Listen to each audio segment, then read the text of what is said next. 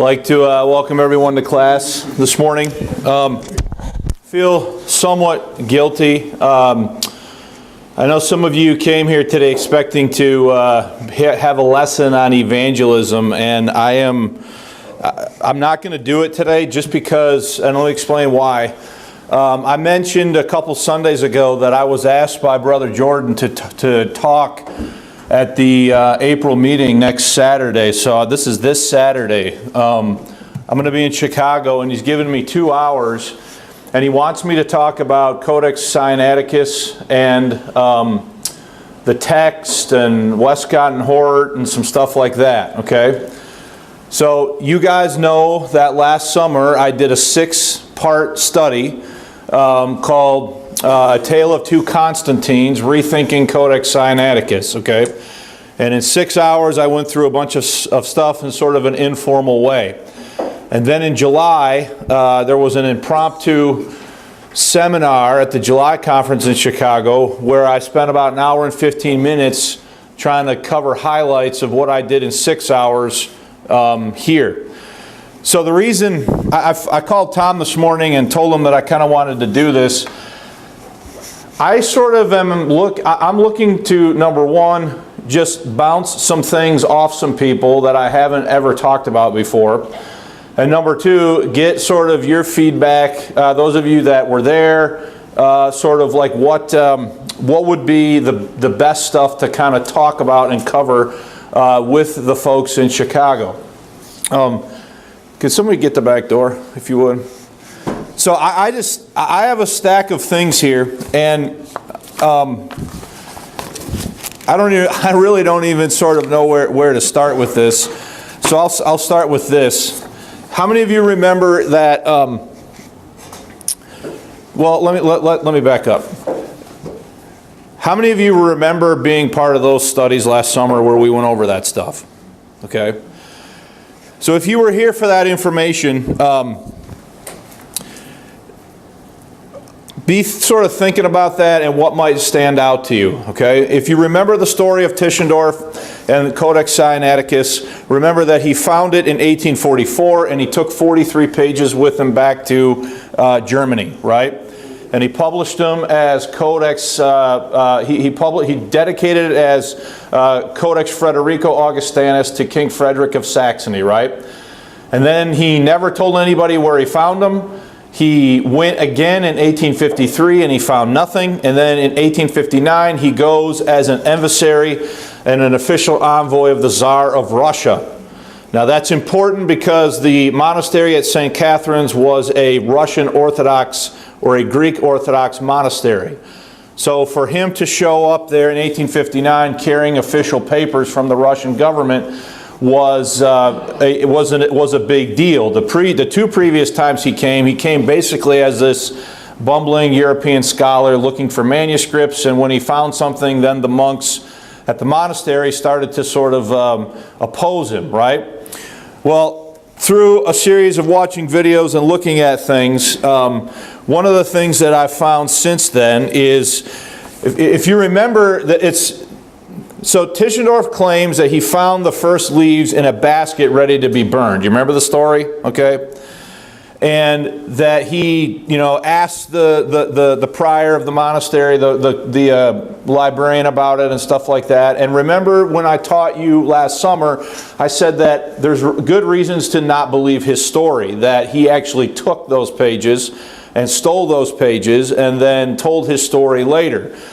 There's one thing you got to understand. He does all this in the 1840s and the 1850s, and he doesn't tell anybody the story until like I think it's 1865. He writes when and where were the Gospels written, and then that book is translated into English in 1866. So it's 40 years since he found the first part of it. So there, in 1855, so this is after he got shut out the second time he went. In 1855, he publishes Fragmenta Sarca Pimplista. And what this is a collection of transcriptions from other manuscripts that he found as he was going on his journey, okay? The 8th one is called Fragmentum Codex Frederico Augustinus, and it says a fragment of Isaiah and Jeremiah. And what this is he takes in 4 pages and he transcribed the end of the book of Isaiah and the beginning of the book of Jeremiah by hand. Okay? So this page is not one of the leaves that he stole the first time. Yet he has a handwritten transcription of it. I find that bizarre. Okay? And it suggests to me the following. That he sat down with the intention of transcribing the book of Jeremiah by hand. Okay? Realized this is going to take too long. And says, forget it, I'm just going to what? I'm just going to cut it out and take it. Well, when he cut it out and took it, he accidentally missed this page. Okay, so if you go look at the Codex Frederico Augustinus, it is missing the end of Isaiah and the beginning of Jeremiah, which he is now publishing years after the fact as a handwritten transcription of what he wrote down when he was there in 1844. Well, if he was going to take the whole thing then, why bother even doing this? So this suggests to me that he originally intended to do it by hand. Eventually he's like, forget it, this is going to take too long. And he just took it. He cut it out. But when he cut it out, he accidentally missed the first page of Jeremiah. And so now here he is, over 10 years later, giving his hand transcription of it in this particular document. So that's just a factoid, but I think it demonstrates sort of where he's at. Now, let me just... Here's some of the things that I'm thinking about talking about next week. I could certainly go through the material that we went over here and share it with those men in Chicago, and that would probably be a fine thing to do. There'd be nothing wrong with that. My issue with that, though, is why should I do that again when I've already done it and they can have access to it through material that is already available on the church's website? I sort of feel like if I'm going to go there, I need to cast this whole thing in sort of a bigger overall picture, a bigger light of why all this matters, kind of a concept, okay? So does anybody have any feedback on that general thought? And I know, I'm sorry if you came here and you're like, oh, this isn't what he came here for, okay? But it will get a little bit more interesting, I think, as we get through this. But my first thought is it would be somewhat redundant to go there and do what I've already done here that somebody can already watch. That what I need to do when I go there is take that information, cover some of that information, but do it within a bigger flow of a context, driving at trying to understand how what was going on that led to that being such a significant discovery. Okay, so anybody have any feedback on that, Tom? Yep, I think that's a good way to go, and what you can probably do, and probably what you're already thinking of doing, is as you get to tantalizing bits that support your broader view of whatever this big picture is, you give them just a piece of it, say for more details or all the details on this, see the church's website, see this document, etc., and move on. All just doing what you need to do to prove your point. Okay. Anybody else? Bud? The Revised Standard Version, isn't that a result of Codex Sinaiticus? The Revised this is the Westcott Hort text that you gave me last summer. Okay. Yeah. So this is an 1882 first printing of the Westcott Hort text in America.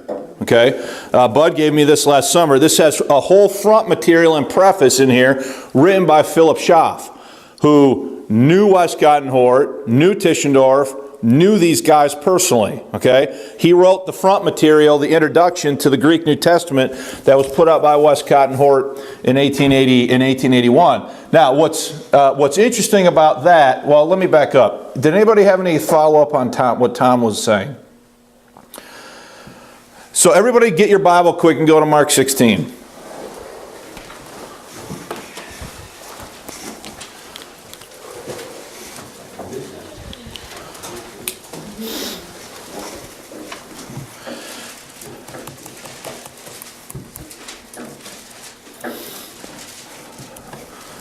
So I have a Schofield Reference Bible here, and we did this last summer. But I need to do this just sort of for this lesson so it remotely makes sense to you, especially if you're sort of new to this. I have a note in my Schofield Reference Bible at verse 9. Okay? And it says the following. The passage from verse 9 to the end is not found in the two most ancient manuscripts. Okay? So when they say that, what two manuscripts are they referring to? They're referring to Codex Vaticanus, which was and still is in the possession of the Vatican Library, okay? And the second one is Codex Sinaiticus, okay? So he says here in the footnote, the passage from verse 9 to the end is not found in the two most ancient manuscripts, the Sinaitic and the Vatican, and others have it with partial omissions and variations, but it is quoted by Irenaeus and Hippolytus in the 2nd or 3rd century. So what they're saying there is that the passage is questionable whether or not it should be in the Bible because it's not in the two so-called what? Oldest and best, right? So the first, I told you this last summer, but the first known existence of Codex Vaticanus is in 1475 when it is entered into the Vatican Library Index.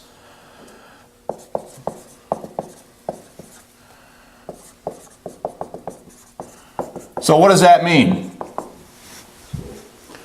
That means there is no historical record of that existing until what year?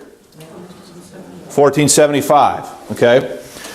In 1521, Erasmus writes to his friend Bombasius and asks him to check that codex for 1 John 5:7. Right? So everybody turn to 1 John 5:7.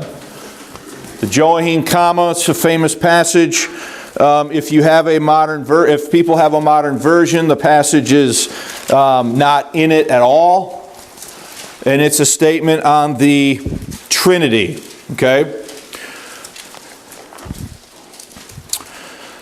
1 John 5:7. Verse 6 says, this is who came by water and blood, even Jesus Christ, not by water only, but by water and blood. And it is the Spirit that beareth witness, because the Spirit is truth. For there are three that bear record in heaven, the Father, the Word, and the Holy Ghost, and these three are one. So the verse that is missing, so Erasmus in 1521, he writes to his friend Bombasius to check Codex Vaticanus to see if 1 John 5:7 is in it. And guess what? It's not. Okay?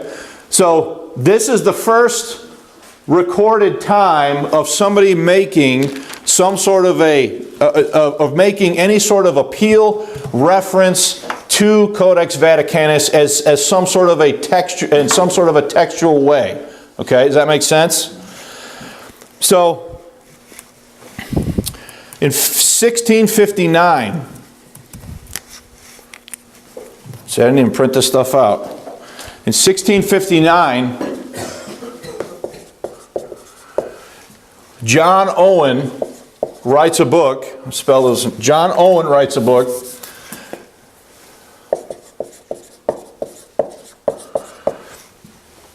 on the integrity and purity of the Hebrew text, and he mentions Codex Vaticanus,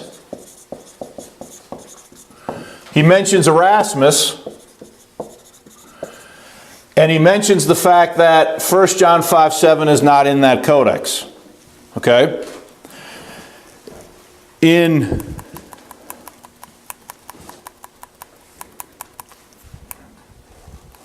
Hang on.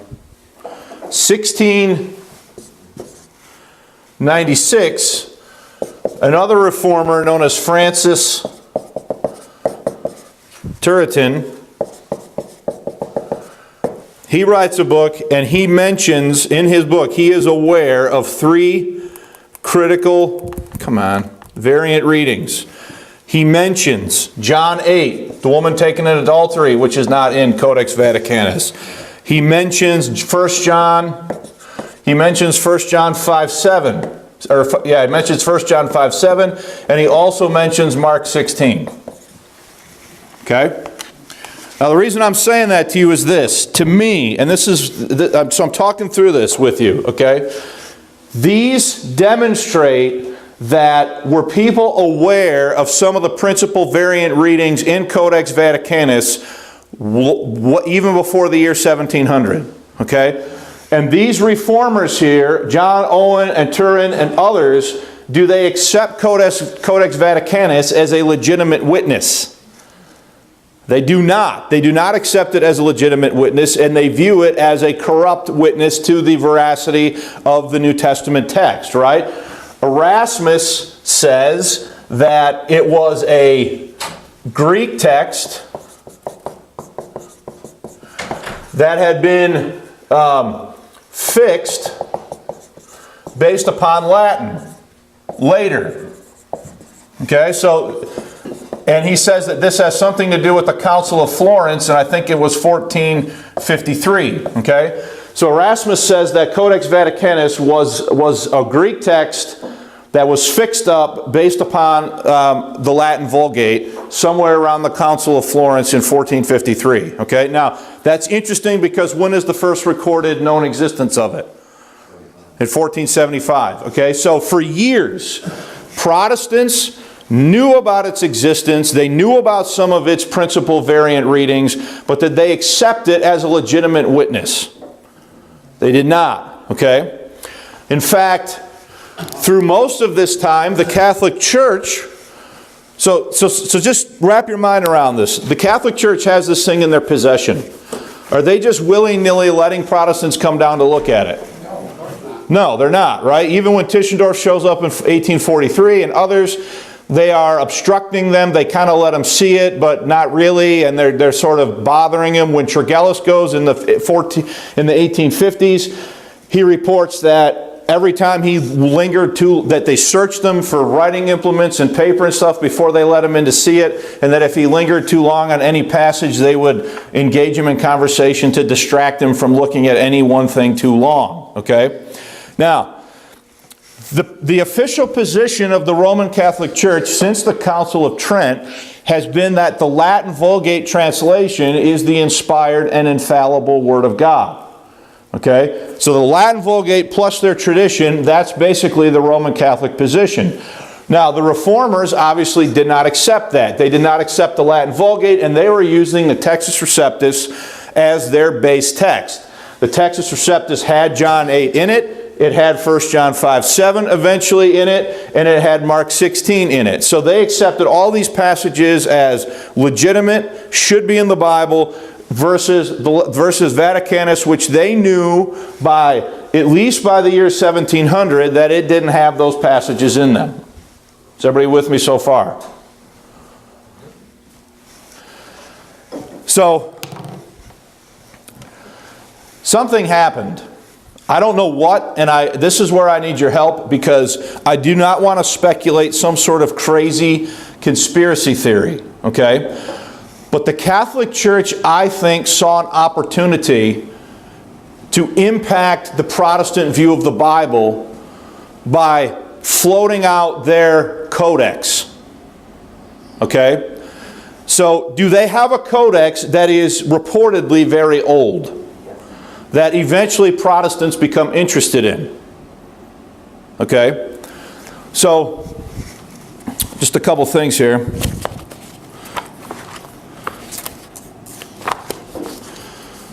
So this is from 1810. This is written by a German Roman Catholic priest named Hug, and he says, "De Antiquity Codices Vaticani." This entire book is on an argument for the antiquity of Codex Vaticanus. Okay? Now, what did Erasmus say about it? Erasmus said that it was relatively recent, dating from the Middle Ages or the period round about the Renaissance, and that it had been a Greek text that had been fixed based upon the Latin Vulgate. Okay? So Protestants, at least, those who supported the Textus Receptus, they were working off of this understanding, right? And then this guy writes this, arguing that no, it's not a doctored text from the Latin Vulgate. He argues that it's a 4th century early witness to the text. And he does this in 1810. You guys with that?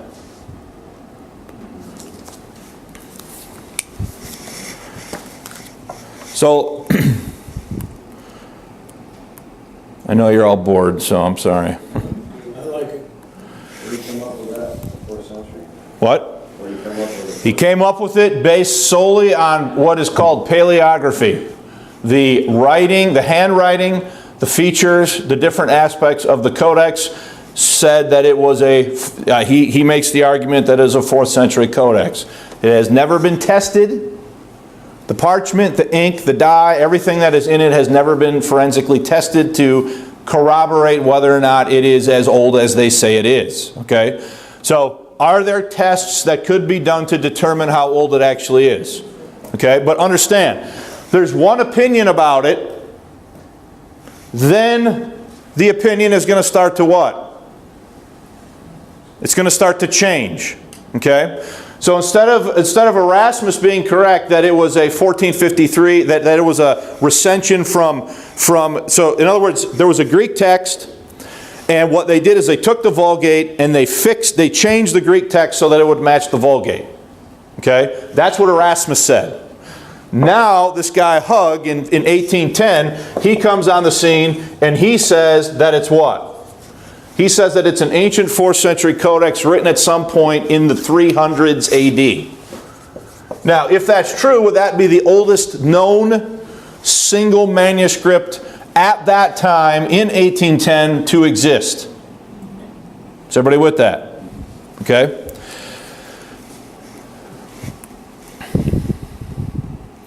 I should have wrote this over here. In 1831, so this is Hug, this is 1810. I know he sounds weird, but that's his name. In 1831, Lockman publishes the first Greek text to totally lay aside the Textus Receptus. Okay? So, let me explain what that means.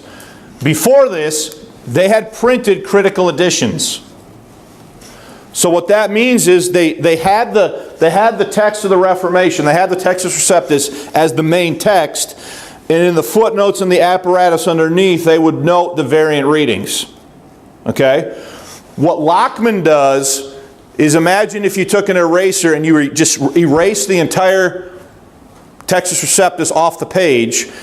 He starts to build a totally new one based upon his own decisions about what the text should be. Okay? And he does it without, so instead of having the Textus Receptus and then having the critical footnotes and the apparatus underneath, he gets rid of all that and he just sets about to build a new text. You guys following that? Okay? Now, as time goes on, what do you suppose is going to start emerging here as the thing that is going to be viewed as having preeminence? The Vatican's text. Okay? So that's 1831. In 1837. So this is all stuff that I didn't know last year. In 1837, a guy named Granville Penn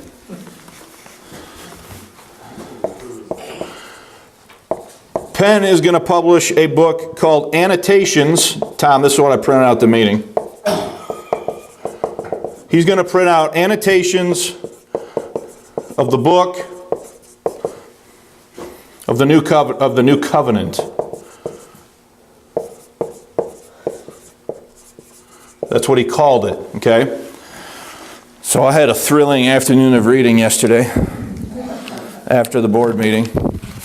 So that's this one right here, okay? Now notice right there on the title page, whose name do you see? Hugs. Hugs. Who's Hug? He's the guy in 1810 who first said what? 4th century. That it's a 1st century codex. Now, there might have been somebody before him. There could be, and I just haven't found it yet. But I can say definitively that right here, he is saying something totally different than what Erasmus had what? Said before. Okay? So let me just read some selected passage to you from Mr. Penn. First, this is page 16. He says, "Nevertheless, it is an undeniable fact that the minute insight which we have at length gained into the state of the Greek text is of a date long posterior to the latest authorized revision of our version." What is he saying? I'll tell you what he's saying. He's saying, well, the King James, when the King James was translated, we didn't have all this other information. And this other older information now we need to have a new what? Translation. Now we need to have a new translation. And the text, the Greek text that the King James was based on, it is now outdated and antiquated because we now have more what? More information. But pay attention. Did Erasmus know about Vaticanus early on? Yeah. He did. Okay? So then he says, he's talking about Beza and the different editions of the Receptus, and he says that we have at length acquired a thorough knowledge of the actual state of the original text. So he is taking the position now that it is not our job to understand what God has preserved, it's our job to reconstruct what? The original text. Okay? Now, I want to find it to you. So listen to what he says here. He says, it is reading no service, therefore, to Scripture or truth, to strain to maintain a reading merely because it is a received reading. So he's saying, we don't want to just accept those things because they're quote-unquote received. We need to accept readings based upon their what? Their antiquity. He goes on, it is no less delusion to endeavor to maintain reading by alleging mere number of manuscripts. Remember what we studied about preservation. The Scriptures teach that the Word of God is going to be what? Copied and copied and copied and distributed, right? So here he's saying in print that it is not enough to just look at how many witnesses there are. You need to find the oldest what? The oldest manuscript, the oldest witness, okay? And then eventually he's going to come right out and say, which one do you suppose he thinks is the oldest one? Which one? Codex Vaticanus. So he is going to suggest in 1837 for a complete redo, and even in this book, if I printed the whole thing, offers what he thinks it should be. Based upon Codex Vaticanus, even though he on certain pages admits that no one has ever actually saw it. They're just relying on collations. You guys following this? Okay? And I gotta find the page because it's I marked it. Here it is. Here's the statement I want to read to you. But the true critical reason for assigning this manuscript to Egypt, if not to Alexandria expressly, is found in employing the known Egyptian orthography, Greek words as shown in Hug. So when this guy writes this, had he read this? Yep. This guy said it's a 4th century. This guy's now arguing for a complete redo of the entire Greek New Testament based upon the arguments put forth by who? Hug. Okay? There's even a more clear statement, I thought, where he says, as something like, as Hug has now proved, but I'm, of course, scrambling to find things here. Let me just flip back. Well, I know I marked it.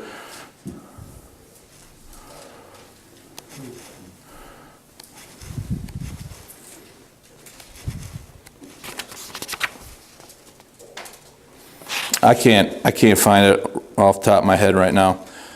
But here it is. Hug, in his treatise on the antiquity of the Vatican manuscript, has proved that it was written before the middle of the 4th century.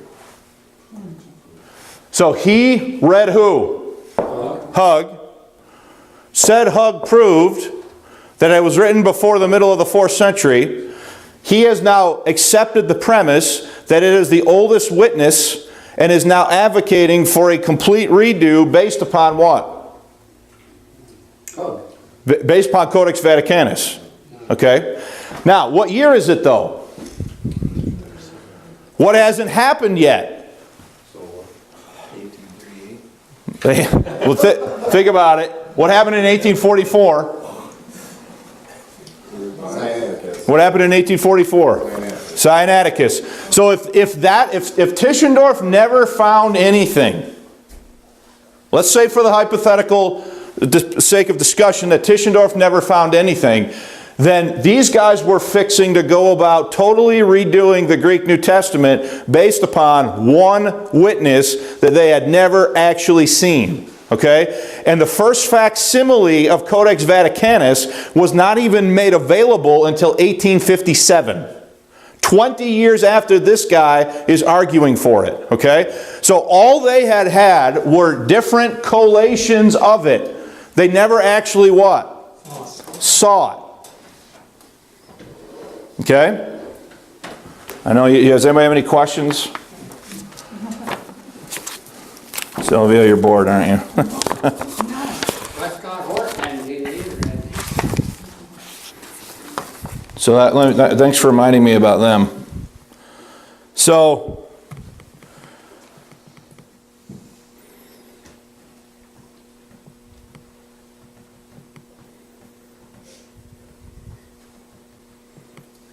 Well, it just seemed like if it was being used, it'd be more than just one witness, wouldn't it? well, that's the thing, right? It doesn't even agree with Sinaiticus. There's like thousands of disagreements of what the reading should be in the Gospels alone, as put forth by Dean Bergen when he collated the two of them. So this is now 1851. Okay? In a letter to the Reverend John Ellerton, dated December 29 and 30, 1851, Hort calls the Textus Receptus villainous. He says, quote, I had no idea the last few weeks of the importance of texts, having read so little Greek Testament, and dragged on with the villainous Textus Receptus. In Tischendorf I find a great acquisition, above all because he gives the various readings at the bottom of his page, and his prolemma is invaluable. Think of the vile Textus Receptus leaning entirely on late manuscripts. It is a blessing that there are such early ones. What's Hort saying? He's saying that the text of the Reformation was what?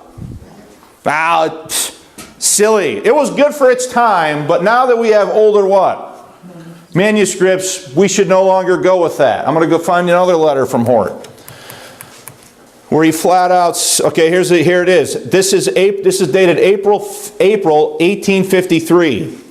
In a letter to Reverend John Ellerton dated April 19, 1853, Hort announces his plan with Westcott to edit a Greek New Testament based upon material provided by Lockman. The first guy to do what? Lay aside the Textus Receptus, okay? Material provided by Lockman and Tischendorf. This is what he said, quote, he, referring to Westcott, and I are going to edit a Greek text of the New Testament some 2 or 3 years hence. It took him like 20 years, okay? If possible, Lockman and Tischendorf will supply rich materials, but not nearly enough. We hope to do a good deal with the Oriental versions and so forth, okay? And then he says, with a portable Greek text which shall not be disfigured by Byzantine corruptions. That's Hort. That's Hort in 1853. Okay? So are they buying all of this? They're buying all of this. They're buying all this all this thoughts. There's a letter in here dated,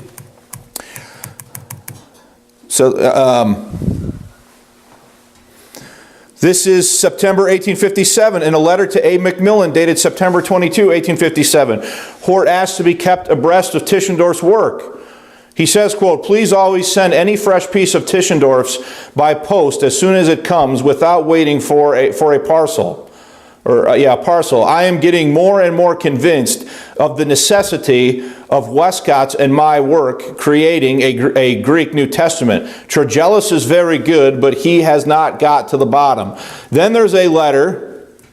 So these guys were ready to move until Tischendorf found what? This is, no, that's not the one. Yes, it is. June 1859. Tischendorf found the bulk of the Codex in February 1859. In a letter to Reverend John Ellerton dated June 6, 1859, Hort acknowledges the discovery of Codex Sinaiticus by Tischendorf, and Westcott's desire is to see it before publishing anything. He says, quote, "Tischendorf's new discovery," that's what? That Sinaiticus, "may delay our New Testament greatly, as Westcott wishes not I to wait for it. But there can be little doubt of its importance." So you need to understand something. Until Tischendorf finds that, they really only have what? They really only have one thing to go on. Which one is it? It's the Vatican's manuscript.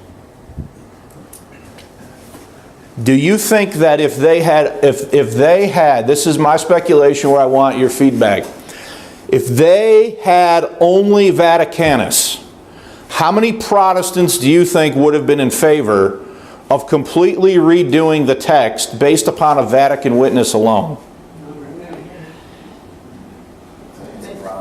Bud? I think, I hate to say it, but Hug may have had a pretty good case, though. He was comparing the Egyptian Alexandria, the library there, well known, and seeing the Egyptian influence in the Greek text. That's a pretty good case. So I'm glad you brought that up.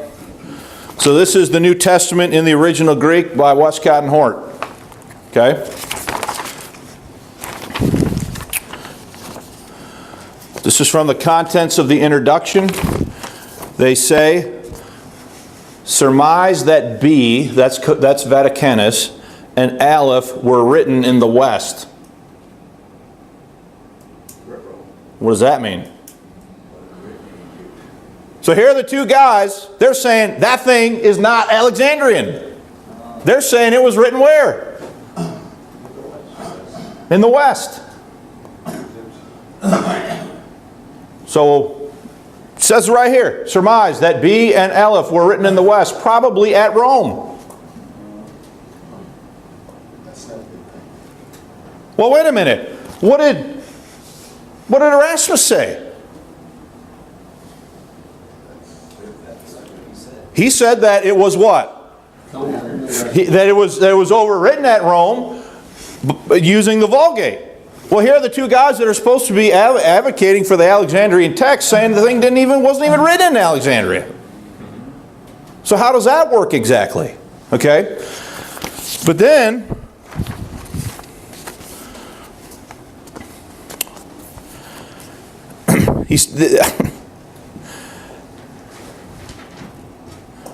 so this is page 265. On the other hand, some Western or Latin influence is very clearly marked in the unusual or occasional spelling of some proper names. And guess how the proper names are spelled? They are spelled based upon Latin spellings. So Westcott and Hort are admitting that in Codex Vaticanus there are Latin spellings of proper names.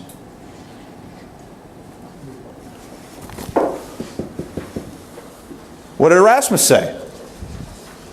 So I'm telling you, like this thing is like blowing my mind. Like I don't even know what to say about it, right? Because it is so, there is so much to say. And then they go on In B, that's Vaticanus, the Alexandrian indications are to the best of our belief wholly wanting. What does that mean? That means they're not there. Well, so what in the world is going on here? Okay? This, I mean, I'm serious. Like, when you get into this, it's like, what were these guys doing? You know, what were they trying to do? Other than they had a presupposition that the Textus Receptus was villainous, that it was antiquated, that it was out of date because of these new discoveries, and so they set about to do anything they could to do what? To discredit it. That's my timer, I guess. You guys, that's the boredom timer going off?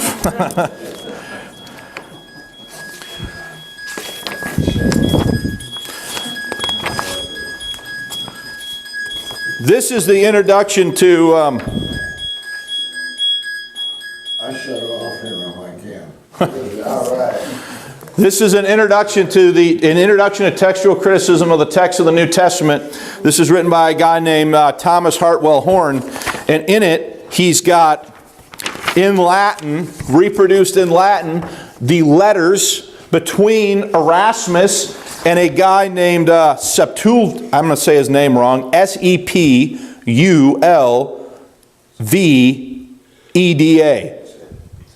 Septulvia.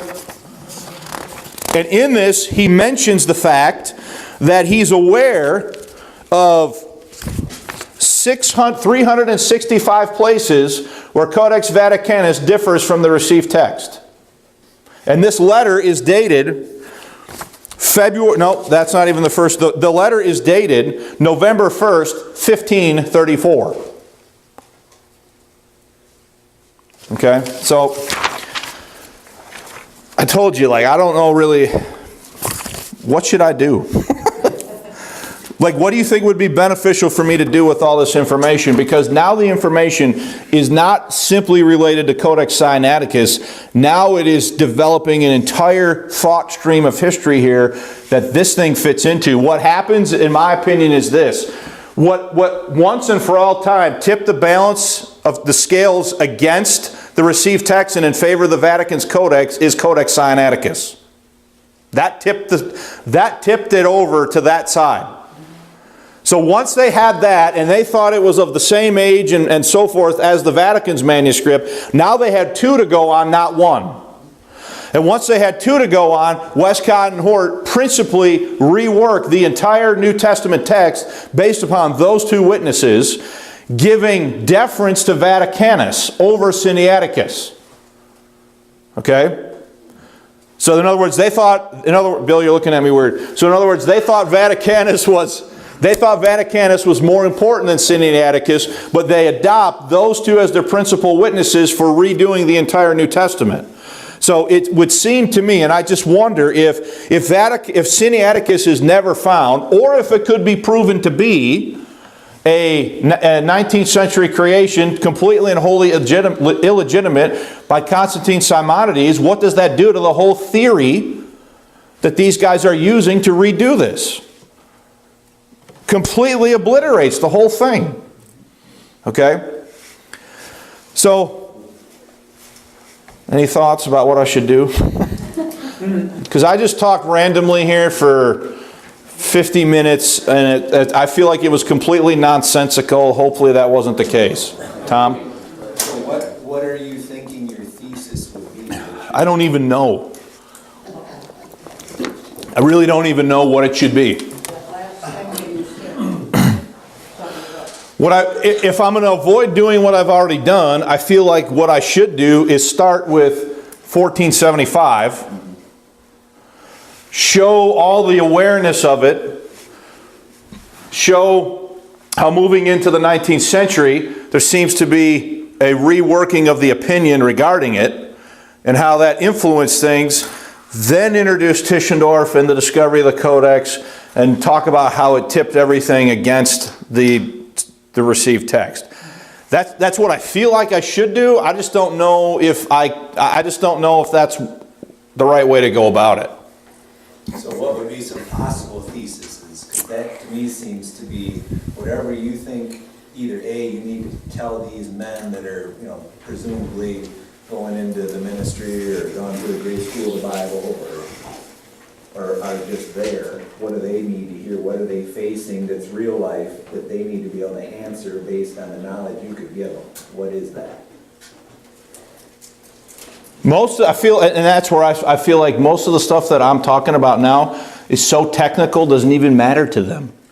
But the principle does. The overarching principle that we're trying to get a hold of does. So some possibilities are, in my mind, this seems to me to be a stream through history of putting doubt in God's word. Satan did it. These guys have done it. And why? I don't know. Are these guys really truly convinced on an intellectual level that this is good stuff? Or are they saying, it's an opportunity for me to catapult myself or my agenda or my ideology based on, I can get these knuckleheads to buy this and I can be up there. And then I go to even present day. What's the Pope doing now? Whatever I say supersedes God's word. I mean, he's all blatantly saying it. So nobody looks God's word as God's word. It's kind of an inconvenient truth. Okay. Bud? The Reformation, caused some, they changed everything from what the Catholics had, all that control and power. And this was a way for them to get it back. So, Spread it. the one thing I didn't mention was, remember at the Bible conference I covered the quotes from Richard Simon, where Richard Simon says, because there are variant readings in the text, and the first originals are lost, you therefore need the church tradition. Yeah. So here's the other thought I have that I didn't really get out there is the following. How many of you would agree with me if I said the following? Rome always knew the temperature of the water within Protestantism. That they always were aware of what was happening within Protestant thought, because they're their main opponents. How many of you think that's a reasonable assumption? Okay. So would it be reasonable then and then the Catholics deposit into the thought stream in the 1680s, I didn't write it up there, this idea that the first originals were lost, and therefore you need the church tradition. So what I'm wondering is, as that idea is put there, and then because of science and the Enlightenment and other things start to question Protestant belief, that the Protestants, that generations later, some Protestants think that, well, we need to answer these guys, we need to answer their objections, so they make the mistake of trying to answer them based upon terms that are set by their opponents. And so they switch their thinking from identifying what God has preserved to now we have to reconstruct the original based upon older witnesses. And then the Catholic Church at that point then is more than willing, they're aware of what's going on, they're keeping tabs of it, they're more than willing to deposit Codex Vaticanus into the lap of Protestants in such a way to sway them off of the text that they hated ever since the Reformation. So and then what happens though that Rome does not expect and is not aware of is what Tischendorf pulls out of the Sinai desert, and now they really have something. Any thoughts on that? What do you mean? Like a centuries-long detective story, and it's pretty cool. I don't want it to be good though. Just for I want it to be right. Like if I'm going to go out there and say, I know I'm saying it right now, it's being recorded, but if I'm going to say that, I want to have some reasonable assurance in my mind that that's actually what happened. I do think it is what happened, because even to this day, Rome has never rescinded the ruling of the Council of Trent that the Latin Vulgate is the authoritative, inspired Word of God for Roman Catholics. Yet now they have Protestants using a Bible that is based 90% on their codex. How in the world did that happen? Okay? So anybody else? That's a good introduction, What is? what you just said. Sometimes you said, Christians using Vatican's. And the Vatican accomplished it without ever having to change their position. Okay? So, does a Roman Catholic guy like Hug in 1819 take the temperature of the water and say, here we go, the antiquity of the Codex Vaticani? It's not what Erasmus said, it's this. And then when I read the stuff by Hort, it totally blows my mind that those guys by their own admission will say that the thing was written at Rome and that it has Latinisms in it. Are they not therefore admitting that Erasmus was right? Tacitly. It's all smoke and mirrors, guys. It's all a bunch of scholarly hullabaloo that's got nothing to do with faith in any verses. Okay? So we got 5 minutes. Anybody else have any feedback or anything along those lines, bud? To me, this is where it becomes clear that pride plays a part in it, and which is Satan's most powerful tool. And in Hug's case and Tischendorf, you can see the pride and the power. So I perceive that some of the stuff I have never heard anyone talk about some of this stuff, and so I don't really necessarily have any benchmark to go off of as far as where to start. So I feel like I'm like at the ground level of something that I'm seeing, and that's partly a dangerous place for me to be because I feel like if I go out in the wrong way, it might not be a good thing. And so I do have some anxiety over what to do with this talk. But I do think that part of me thinks that the real story here, yeah, there's a total story about the Codex. I gotta say one more thing. I totally forgot about this.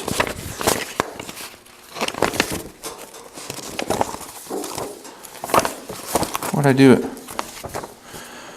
Do you remember we were talking last summer about Donaldson, who wrote 2 pieces pointing out that the Greek in the Simonides Hermes was the same as the Greek in the Sinaitic Hermes? Remember that? Okay? And how if you were going to say that they were inextricably linked because they were essentially exactly the same Greek? Remember we went over that? Okay?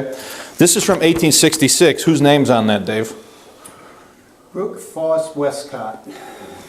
Westcott. 1866, 2 years after Donaldson's first book in 1864, noting the connection between the Hermes Greek of Simonides and the Hermes Greek in Codex Sinaiticus. He says the following in a footnote on page 174. This is Westcott. He says, I have given the Greek text of the quotations from the Shepherd. The discovery of Codex Sinaiticus has placed the substantial authenticity of Simonides' copy beyond all reasonable doubt. That's Westcott admitting that the Simonides Greek for Hermes is ancient. Why? Because it had to be, because we all know Codex what? Sinaiticus is ancient. Okay? But then notice what he says. Mr. Donaldson's. Who's he referring to? Mr. Donaldson's arguments, page 309, prove too much for Codex Sinaiticus dates from a period within the first 5 centuries of the Christian era. Had Westcott read Donaldson's objections,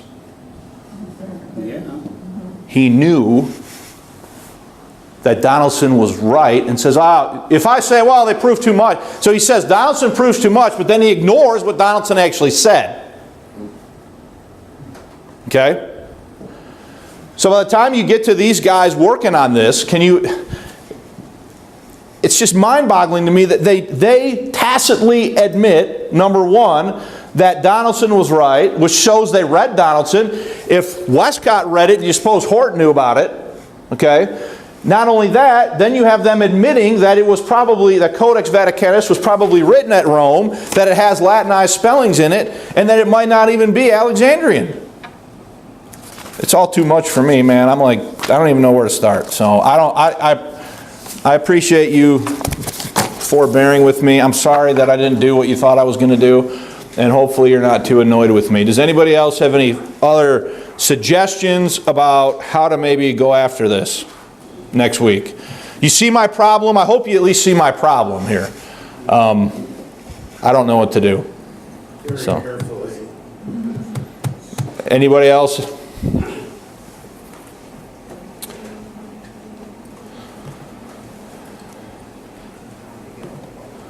See, the thing is, you don't have anything to say because you didn't. I just told you a bunch of stuff that you're like, oh, I never knew that before. Yeah, well, we didn't get it assimilated yet. Yeah. So, Tom, will you repeat to me one more time what you said? About what your thoughts were on what I should do? Well, I think when I was in school, I always wrote my paper and then I made my outline, which is kind of ignorant. If I had made my outline, I could have made a good paper that flowed together. So my point or my question was, what is your thesis? And that answers your questions of where to go with it and what to say. So you have to determine what your thesis is. You know it far better than we do. So what would be relevant?